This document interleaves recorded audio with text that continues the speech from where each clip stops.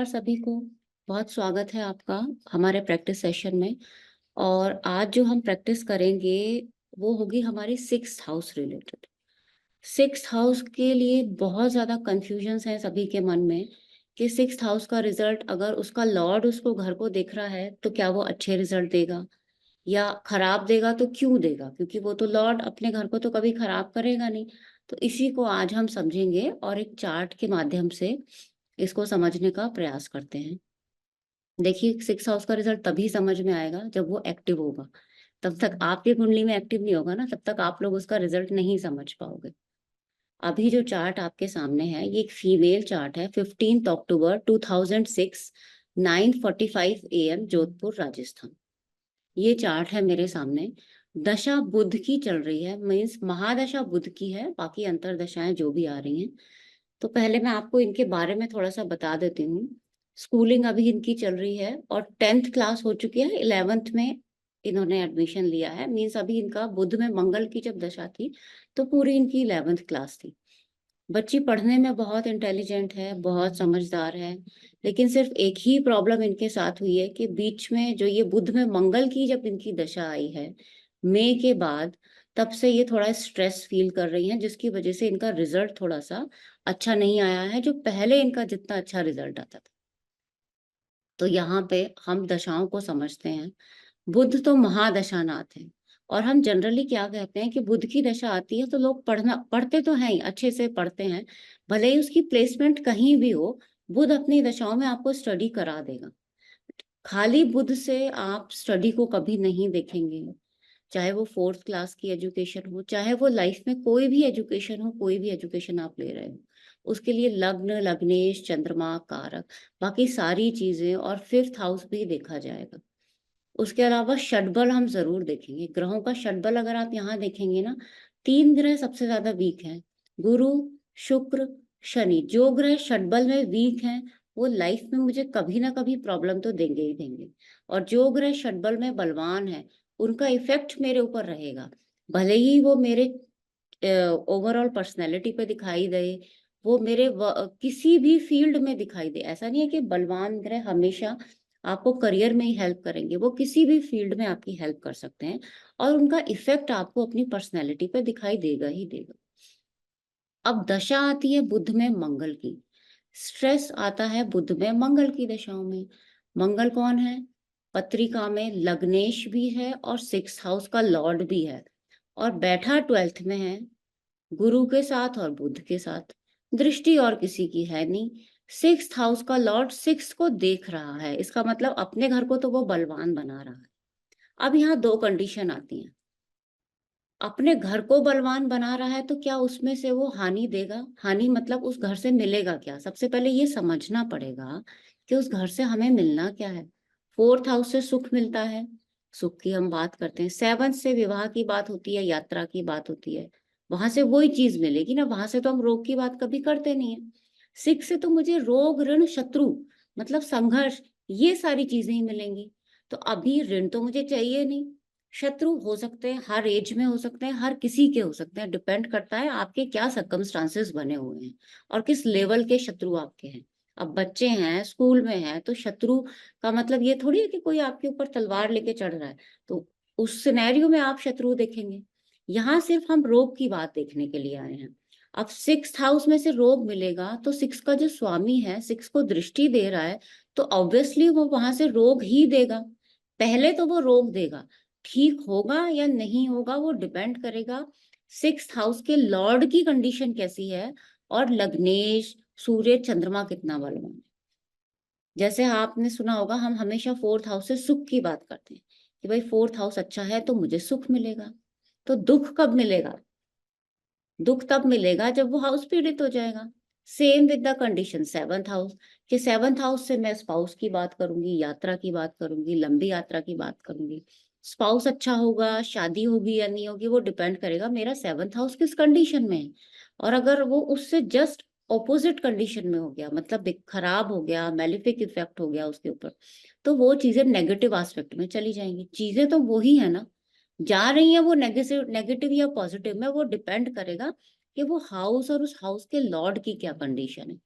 तो मार्स की दृष्टि है, रोग मिलना है रोग देगा, ऋण लेना होगा ऋण देगा, शत्रु मिलने हैं शत्रु देगा। अब मार्स की क्या कंडीशन है? 12th हाउस में जाना, पहली बात तो ग्रह के अपने कारकत्वों में कमी आ गई, एक कंडीशन तो ये हो गई। दूसरा, मार्स यहाँ पे अस्त भी हो गया है, अस्त भी हो गया है यानी ग्रह थोड़ा सा वीक भी हो गया है। अब दृष्टि पे कोई इफेक्ट नहीं आएगा, शुभ ग्रह की दृष्टि शुभ, अशुभ ग्रह की दृष्टि अशुभ। यहाँ अस्त है तो दृष्टि कम हो गई, ऐसा बिल्कुल भी नहीं है। आप कभी देखो, आप बीमार होते हो तो क्या आपको आंखों से दिखना बंद हो जाएगा? ऐसा तो होता नहीं है। जैसे आप पहले देखते थे ऐसे ही आप बाद में देखोगे। आपका अपना इम्यूनिटी लेवल कम हो जाएगा तो आपके खुद के रिजल्ट आप नहीं दे पाओगे। एक तो 12th हाउस में चला गया, उसके अंदर एनर्जी लेवल कम हो गया जातक के अंदर। मार्स क्या देगा आपको? कहीं ना कहीं एनर्जी देगा। यहाँ सूर्य की एनर्जी में और मार्स की एनर्जी में बहुत फर्क हो जाएगा, तो आपका एनर्जी लेवल कम हो जाएगा। दूसरा, वो 6th हाउस का लॉर्ड भी है और फिर वो 12th हाउस में गया है, तो वहां वो थोड़ा सा आपको रिजल्ट कम देगा। फिर उसके बाद जो आपका मार्स है वो आपको, क्योंकि आपने चंद्रमा की दशा, चंद्रमा के बाद जो मंगल की दशा आती है ना, वो ज्यादा एंजाइटी देती है। यहाँ आपने अंतर में देखिए, आपने पहले चंद्रमा निकाला है, चंद्रमा मेरा शनि के साथ था, राहु से दृष्ट था, इसका मतलब ये एंजाइटी एकदम से नहीं आई है, ये धीरे धीरे धीरे धीरे आ रही थी, मेरे अंदर पहले से थी, और निकली तब है। क्यों? क्योंकि मेरे आसपास के जो सर्कमस्टांसेस थे ना, वो उस वक्त खराब हुए, जिसकी वजह से वो मुझे फील हुई। एंजाइटी कोई एक दिन का इश्यू नहीं रहता है कि कल आज मुझे कुछ हो गया, दशा आज रात से मंगल की लगी तो 10 दिन में मुझे वो एंजाइटी हो जाएगी, नहीं। थी मेरे अंदर वो चीज पहले से, तभी तो निकल के बाहर आई है। अगर वो चीज होगी ही नहीं तो वो निकलेगी कैसे हमारे बॉडी में से? वो होगी कैसे? क्योंकि वो ग्रहों की स्थिति ने उसको ऐसा बना दिया है। कोई भी ग्रह आपको स्ट्रेस या एंजाइटी दे सकता है। क्यों? क्योंकि जीवन की कोई भी परिस्थिति आपको एंजाइटी दे सकती है। जब कोई भी परिस्थिति दे सकती है तो परिस्थिति किसी ना किसी ग्रह से तो इंक्लूड होगी ना। शादी के बाद एंजाइटी हुई, शादी नहीं हो रही है तो एंजाइटी हुई, हस्बैंड अच्छे नहीं है, वाइफ अच्छे नहीं है तो एंजाइटी हुई, पढ़ाई अच्छी नहीं हो पा रही है तो एंजाइटी हुई, फ्रेंड सर्कल अच्छे नहीं है तो एंजाइटी हुई, किसी ने कुछ कह दिया तो स्ट्रेस हो गया, घर में सुख नहीं है तो स्ट्रेस हो गया, घर का माहौल अच्छा नहीं है तो स्ट्रेसफुल फील हो गया। तो भाव तो सारे आ जाएंगे। अब सारे भाव आ जाएंगे तो उसके कारक ग्रह अलग अलग हो जाएंगे, भावेश अलग अलग हो जाएंगे, दशा भी अलग अलग हो जाएगी। तो इसका मतलब कोई भी सर्कमस्टांसेस हमें एंजाइटी दे सकता है। बेसिकली आप उसे ग्रेस्प कैसे कर रहे हो वो आपके ऊपर डिपेंड करेगा। ग्रेस्पिंग पावर हम देखेंगे अपने सूर्य से, लग्नेश से, चंद्रमा से। अब यही कंडीशन मैं आपको न्यूमेरोलॉजी से दिखा देती हूँ। न्यूमेरोलॉजी से मैं इसलिए दिखा रही हूँ क्योंकि बहुत सारे स्टूडेंट्स न्यूमेरोलॉजी का कोर्स कर चुके हैं हमारे यहाँ से, और उनकी यही डिमांड रहती है कि या तो आप प्रैक्टिस क्लासेस शुरू कर दीजिए उसके, या फिर आप हमें वहां पे समझा दीजिए। अब इनका न्यूमेरोलॉजी चार्ट मैंने वही 15/10/2006 यहाँ पे आप देख सकते हैं, 15 अक्टूबर 2006। बेसिक भी 6 है, डेस्टिनी भी 6 है। अब ये बड़ा कंफ्यूजन रहता है कि मैम बेसिक 6 है तो बस लग्जरी ये वो ये सारी चीजें आएंगी, ऐसा बिल्कुल भी नहीं है। बेसिक नंबर आपका बेसिक नेचर है, वो कितना इफेक्ट करेगा? 40%। रेस्ट इफेक्ट आपका डेस्टिनी नंबर का भी होगा, क्योंकि आपके लाइफ की जर्नी तो बेसिक से डेस्टिनी पे जा रही है। उसके बाद आपकी टोटल ग्रिड में 6 नेगेटिव है या पॉजिटिव है, कितने नंबर नेगेटिव हैं, कितनी दशाएं हैं, प्रैक्टिकल कितने हो लाइफ में, इमोशनल कितने हो, वो डिसबैलेंस तो नहीं है कहीं लाइफ में, वो सब कुछ आपको देखना पड़ेगा। बेसिक 6 हाईली इमोशनल, और वो भी फैमिली इमोशनल का नंबर है। Destiny 6 is highly practical. पहली बात तो 6 है तो ओसीडी का इशू आता है इन लोगों के अंदर, वो वहां भी आपको शनि चंद्रमा और राहु की दृष्टि से दिखेगा। ठीक है, वो बेसिक नेचर में था। 666 की दशा इन्होंने लाइफ में निकाली है, पीछे से 666 की दशा निकाली है, 7 की दशा आई। उसके बाद आप देखिए यहाँ महादशा है, पर्पल में, पर्पल कलर का जो है ना, ये महादशा दिखेगा। महादशा, ये हमारी जो न्यूमेरोलॉजी की दशाएं हैं वो मंथली चेंज हो, मतलब ईयरली चेंज होगी। अंतरदशा, महादशा तो 8 नंबर की है तो 8 साल चलेगी, उसमें अंतरदशाएं एक एक साल की आएंगी। तो ये अक्टूबर से हम देख रहे हैं, तो अक्टूबर से अभी ये चेंज होगी। 8 में 4 की जो दशा है ना, सॉरी 8 में 4 की जो दशा है वो 23 से शुरू हो चुकी है।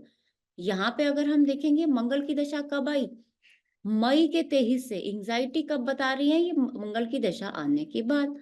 यहाँ पे मैं क्या देख रही हूँ, दशा अक्टूबर से चेंज हुई है, 4 की अंतरदशा आई है, 8 की महादशा। This 8-4 combination is not good, health issue देता है। 5-4 कॉम्बिनेशन भी हेल्थ इशू देता है। तो यहाँ तो दोनों रो हमारी एक्टिव हो गई, वर्टिकल हॉरिजेंटल दोनों रो मेरी एक्टिव है हेल्थ इशू वाली। बैक में चलते हैं थोड़ा सा।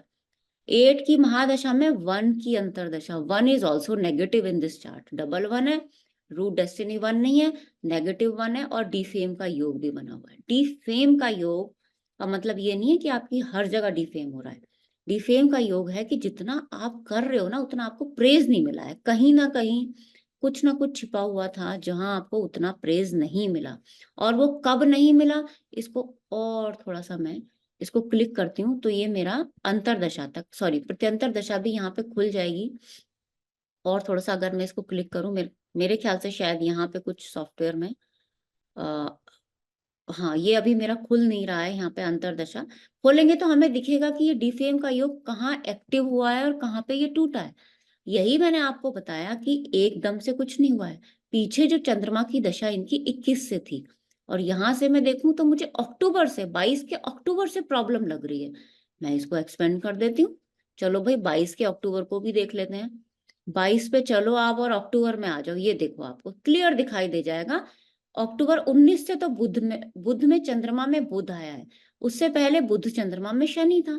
यानी कुछ ना कुछ नेगेटिव एस्पेक्ट्स यहाँ से, क्योंकि उस वक्त उनके ऊपर एग्जाम्स का, 10th का एग्जाम होगा उसका, ठीक है ना। आप ये भी सोचो, 10th का एग्जाम क्लियर करेगी 2023 में, वहां से पढ़ाई का स्ट्रेस बढ़ गया था शनि से।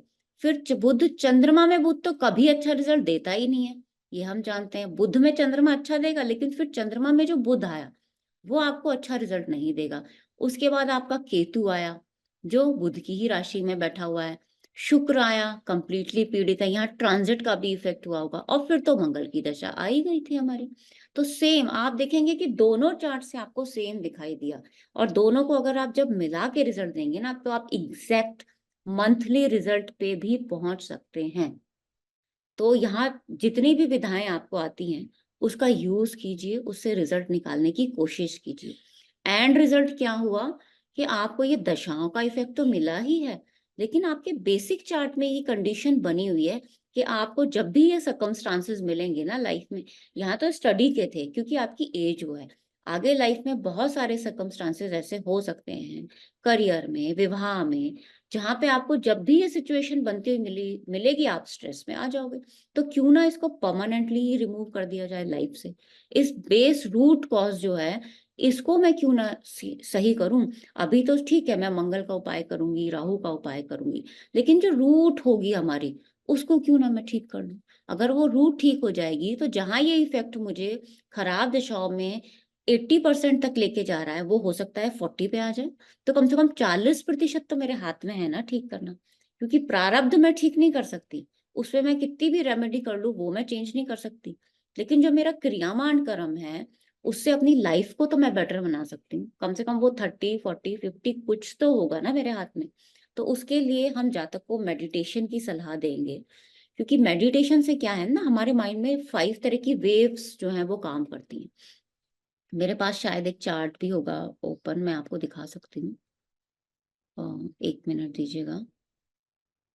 आई थिंक ये देखिए, इस तरीके की ना वेव्स होती हैं हमारे माइंड में। जब हम क्लासेस में बाकी चीजें पढ़ाते हैं तो उसमें ये सब क्लियर किया जाता है। Gamma waves, belt, beta, alpha, theta and delta, इस तरीके की वेव्स होती हैं। माइंड की ये कंडीशंस होती हैं कि कितनी एंजाइटी है तो क्या कंडीशन बनेगी, कितनी कम एंजाइटी है तो कम से कम हम अपने आप को ये अल्फा वेव्स तक तो लेके आ सकते हैं ना मेडिटेशन पे। और आगे चले गए तो यहाँ तो बिल्कुल रिलैक्स फील हो गया हमें। जब हम डेल्टा पे चले जाएंगे, यहाँ तक जाना हर किसी के बस की नहीं है, लेकिन आप कोशिश करेंगे। क्योंकि मेडिटेशन में आप करते क्या हो, आप बिल्कुल रिलैक्स्ड अपनी बॉडी को रखते हो और ऐसे बैठ जाते हो। करना तो कुछ होता ही नहीं है ना, करना ही नहीं है हमें कुछ भी। सबसे अच्छी बात तो ध्यान में यही है। तो आप अच्छे से बैठोगे, शांत आपकी बॉडी होगी, तो माइंड को कितनी देर लगेगी, बार बार मन कहीं और जाएगा, फिर आप पकड़ के लाओगे, फिर जाएगा, फिर आप पकड़ के लाओगे। तो ये बिल्कुल वो वाली कंडीशन हो जाएगी कि एक रास्ते पे आप शुरू से चल रहे हो, वहां एक लाइन बन गई है उस जगह। वो जमीन पे ना आप चलते रहोगे, मान लो कोई ग्रास का एक ग्राउंड है, वहां पे आप रेगुलरली चल रहे हो, तो वहां पे एक निशान बन जाएगा। वो जो निशान है उसको हम बोलते हैं ब्रेन के अकॉर्डिंग न्यूरो पाथवे। अगर वो न्यूरो पाथवे बना हुआ है, उसको पाथवे को तोड़ने में आपको टाइम लगेगा, क्योंकि उस पाथवे का भी एक सर्कल होता है, पूरा सर्कल होगा। आपको पहले थॉट्स आएंगे, थॉट्स आपके एक्शंस में बदल जाएंगे, बिहेवियर आ जाएगा, बिहेवियर से हैबिट बन जाएगी, हैबिट से आप अपनी डेस्टिनेशन पे पहुंच जाओगे। ये हम सिग्नेचर एनालिसिस में या ग्राफोलॉजी में पढ़ाते हैं। खैर उसकी इतनी लंबी चर्चा यहाँ पे नहीं करेंगे, लेकिन हाँ, आपको इस पाथवे को तोड़ना पड़ेगा, तभी आप उस डेल्टा वेव्स की कंडीशन पे जा सकते हो। तो मेडिटेशन करना इज मस्ट। जब आप उस जगह पे चलना ही छोड़ दोगे, तो वहां पे धीरे धीरे घास उगनी शुरू हो जाएगी और दूसरी जगह पे आप चलोगे। तो आपको अपना पैटर्न चेंज करना होगा लाइफ। वो पैटर्न चेंज करने के लिए आपको मेडिटेशन से या रेकी से या कोई भी एनर्जी हीलिंग्स जो भी आप चाहें, उससे आपको मदद मिलेगी। उपाय आप 2 साल के लिए कर लोगे, 3 साल के लिए कर लोगे। और उपाय वर्क भी कैसे करता है? एक्चुअली उपाय आपके सबकॉन्शियस माइंड को एक मैसेज जा रहा है कि मैं ये कर रही हूँ तो बेटर होगा, मैं ये कर रही हूँ तो बेटर होगा। और ये फर्स्ट रूल है यूनिवर्स का, law of attraction. Law of attraction मतलब जैसी एनर्जी आप प्रोड्यूस कर रहे हो वैसी ही एनर्जी मुझे मिलेगी। ऐसा नहीं है कि धन आ जाए, धन आ जाए, ऐसी एनर्जी तो आज आपको धन आ जाएगा, या आज मैं सोचूं कि आज मैं मोदी जी की जगह ले लूं तो मैं जगह ले लूंगी, नहीं। उस लेवल पे पहुंच सकती हूँ मैं अपनी ही फील्ड में। अपनी ही फील्ड में मे भी अगर मैं ये सोचूं, ये मैसेज यूनिवर्स को दूं, तो मैं बेटर हो सकती हूँ। ऐसा नहीं है कि मैं उनकी जगह ले लूंगी। तो पहले तो ये कंसेप्ट हमें अपने क्लियर करने पड़ेंगे, तभी हम, और हमें देश काल परिस्थिति की भी जानकारी होनी चाहिए जब भी हम किसी का चार्ट देखें। तो मुझे उम्मीद है कि आज का जो मेरा चैप्टर होगा आपको शायद अच्छा लगा होगा। अच्छा लगा होगा तो आप कमेंट्स में जरूर बताइएगा। फिर आगे हम ऐसे ही और चैप्टर्स आपके सामने लेके आएंगे। आज के लिए बहुत बहुत धन्यवाद।